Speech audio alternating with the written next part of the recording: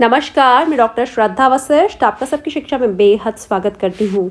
दिल्ली के शिक्षा विभाग ने हाल ही में एक नोटिफिकेशन जारी करा जिसमें उन्होंने माइनॉरिटी स्कूल्स को कहा कि वे उन बच्चों की पढ़ाई को आगे बढ़ाए, बिना रोक के आगे बढ़ाए जिन बच्चों ने अपने अभिभावकों को, दोनों अभिभावकों को या फिर एक अभिभावक को या फिर किसी और वजह से अपने अभिभावकों को कोरोना काल में खो दिया। जी हाँ, बहुत ही महत्वपूर्ण नोटिफिकेशन दिल्ली के शिक्षा विभाग के द्वारा जारी किया गया, जिसकी जानकारी मैं timesofindia.com के माध्यम से आपके लिए लेकर आई हूँ। DDEs यानी कि डिस्ट्रिक्ट डेप्यूटी एजुकेशन ऑफिसर्स जो हैं उन्होंने निर्देश दिए हैं माइनॉरिटी स्कूल्स को कि वह उन बच्चों के पढ़ाई का ध्यान रखें जिन्होंने अपने अभिभावकों को, दोनों अभिभावकों को या फिर एक अभिभावक को कोरोना की वजह से खो दिया या फिर किसी और वजह से खो दिया मार्च 2020 के बाद।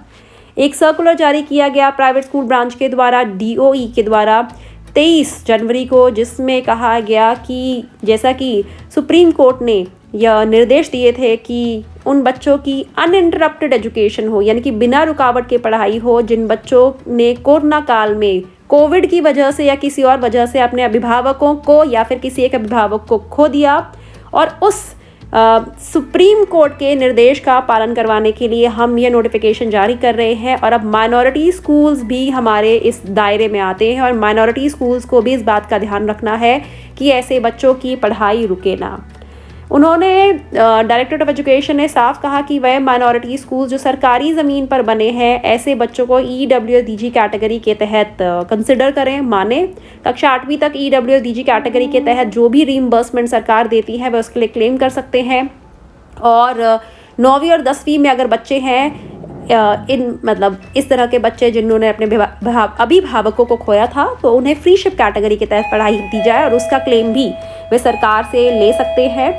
और साथ ही कहना चाहूँगी कि वह स्कूल जो सरकारी लैंड पर नहीं बन के प्राइवेट लैंड पर बने हैं उसमें 8वीं तक तो EWSDG कैटेगरी के तहत क्लेम करें। 9वीं 10वीं में ऐसे बच्चों को सरकारी स्कूलों में DDEs की गाइडेंस के अनुसार उन्हें ट्रांसफ़र करवाया जाए ताकि उनकी पढ़ाई ना रुके। तो बहुत ही महत्वपूर्ण कदम दिल्ली के शिक्षा विभाग के द्वारा, जो कि उन्होंने सुप्रीम कोर्ट के द्वारा दिए गए आदेश को लागू करने के लिए लिया कि अब माइनॉरिटी स्कूल्स भी ऐसे बच्चों की पढ़ाई का ध्यान रखें। इन बच्चों की पढ़ाई में कोई भी रुकावट नहीं आनी चाहिए। उम्मीद करती हूँ जानकारी से आपको लाभ होगा। मुझे डॉक्टर श्रद्धा वशिष्ठ को इजाज़त दीजिए। नमस्कार।